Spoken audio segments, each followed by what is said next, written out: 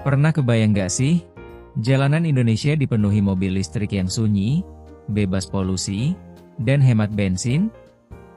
Kedengarannya keren banget kan?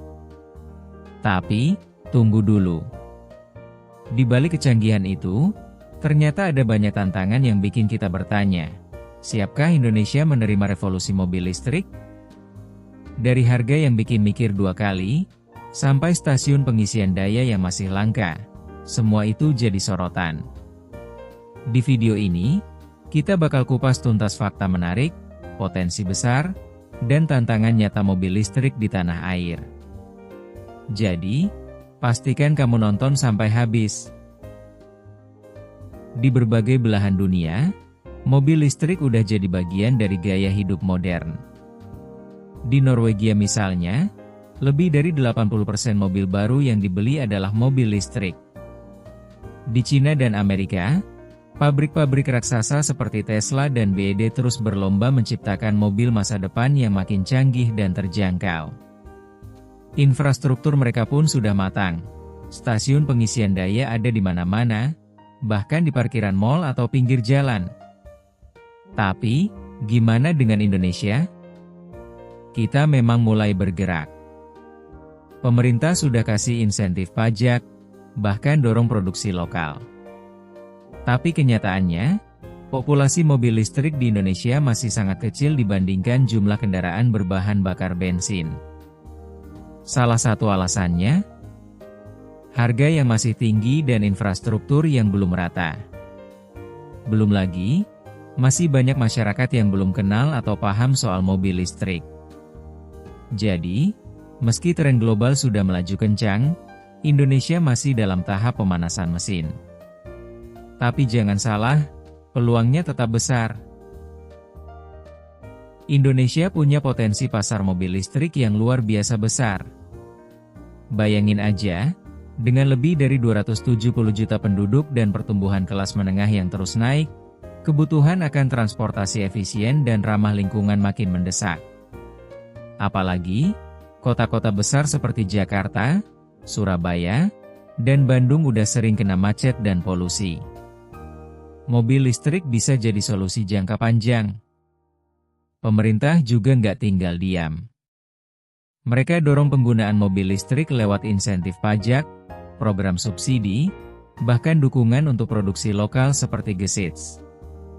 Belum lagi cadangan nikel kita yang melimpah, bahan utama baterai mobil listrik, itu bisa jadi kekuatan besar di pasar global.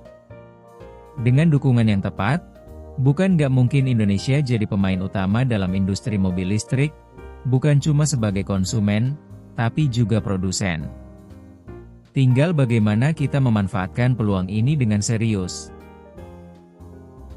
Meski mobil listrik terlihat menjanjikan, jalan menuju adopsi massal di Indonesia masih penuh tantangan. Tantangan pertama yang langsung terasa adalah harga. Mobil listrik saat ini masih tergolong mahal buat sebagian besar masyarakat. Walaupun ada insentif dari pemerintah, tetap saja banyak orang yang mikir dua kali buat beli. Lalu, soal infrastruktur. Stasiun pengisian daya alias PLU masih sangat terbatas. Di kota besar saja masih jarang, apalagi di daerah. Banyak orang khawatir, kalau baterai habis di tengah jalan, ngecas di mana? Kekhawatiran ini bikin orang enggan beralih. Selain itu, daya listrik nasional juga jadi sorotan. Apakah PLN siap menyuplai energi yang cukup kalau nanti mobil listrik makin banyak? Jangan sampai mobil listrik malah bikin krisis listrik baru. Belum lagi soal edukasi dan kesadaran masyarakat. Banyak orang masih belum ngerti kelebihan mobil listrik. Mereka ragu soal keawetan baterai, biaya perawatan, dan keamanan. Informasi yang minim bikin banyak mitos berkembang, seperti mobil listrik nggak kuat nanjak atau gampang meledak. Padahal kenyataannya belum tentu begitu. Dan terakhir, dukungan industri lokal juga masih berkembang. Kita butuh lebih banyak produsen dan penyedia komponen agar ekosistem mobil listrik bisa berdiri kokoh di dalam negeri. Jadi, Meskipun mobil listrik punya masa depan cerah, Indonesia masih harus melewati berbagai tantangan besar. Tapi kalau tantangan ini bisa diatasi, hasilnya bisa sangat menguntungkan. Di balik tantangan yang ada, Indonesia ternyata menyimpan peluang besar dalam industri mobil listrik.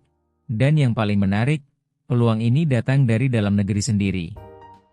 Salah satu contohnya adalah kehadiran Gesits, motor listrik buatan lokal yang jadi bukti kalau anak bangsa bisa berinovasi dan bersaing di pasar teknologi hijau.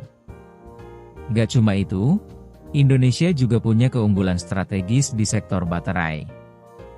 Kita adalah salah satu negara dengan cadangan nikel terbesar di dunia, bahan utama untuk membuat baterai kendaraan listrik.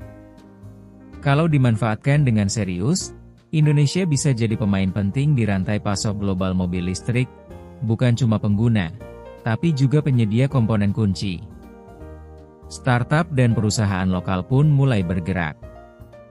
Banyak yang mulai mengembangkan sistem konversi motor bensin ke listrik, hingga solusi charging port portable untuk daerah terpencil. Pemerintah juga mendorong kerjasama dengan investor asing untuk membangun pabrik baterai dan mobil listrik di dalam negeri. Artinya, meskipun kita tertinggal dari segi adopsi, Indonesia punya modal kuat untuk mengejar dan bahkan memimpin di level regional. Tinggal butuh keberanian, dukungan, dan inovasi terus-menerus dari semua pihak. Pendapat konsumen soal mobil listrik di Indonesia masih beragam. Banyak yang udah coba, bilang mereka puas, mobilnya senyap, akselerasi cepat, dan yang paling penting, irit banget. Gak perlu lagi beli bensin tiap minggu, cukup charge di rumah semalaman. Beberapa bahkan bilang, biaya operasionalnya bisa turun drastis sampai 50% dibanding mobil konvensional. Tapi nggak sedikit juga yang masih ragu. Kekhawatiran terbesar ada di daya tahan baterai dan biaya penggantiannya yang katanya mahal. Ada juga yang bingung soal tempat pengisian daya yang belum banyak, apalagi di luar kota besar. Intinya, masih banyak yang penasaran tapi belum yakin. Kalau edukasi dan infrastrukturnya terus dikembangkan, bisa jadi ke depan makin banyak konsumen yang siap beralih ke mobil listrik. Jadi, apakah mobil listrik adalah solusi masa depan Indonesia? Jawabannya, iya, tapi jalannya belum mulus. Potensinya besar banget, dari sisi lingkungan, efisiensi, sampai peluang ekonomi nasional. Tapi di sisi lain, tantangan seperti harga, infrastruktur, dan edukasi masyarakat masih jadi batu sandungan yang harus dipecahkan. Indonesia punya semua modal untuk jadi pemain utama, pasar yang besar, cadangan nikel melimpah, dan anak bangsa yang kreatif. Kita nggak harus selalu jadi penonton. Kalau semua pihak, pemerintah, swasta, dan masyarakat, bisa jalan bareng, mobil listrik bisa benar-benar jadi masa depan, bukan sekadar tren. Opini gue, mobil listrik itu bukan soal gaya, tapi soal perubahan cara pandang kita terhadap teknologi dan lingkungan. Kita butuh waktu, tapi kalau mulai dari sekarang, hasilnya bisa luar biasa dalam 5-10 tahun ke depan. Nah, sekarang giliran kamu. Gimana menurut kamu? Indonesia udah siap belum buat mobil listrik? Tulis pendapatmu di kolom komentar ya.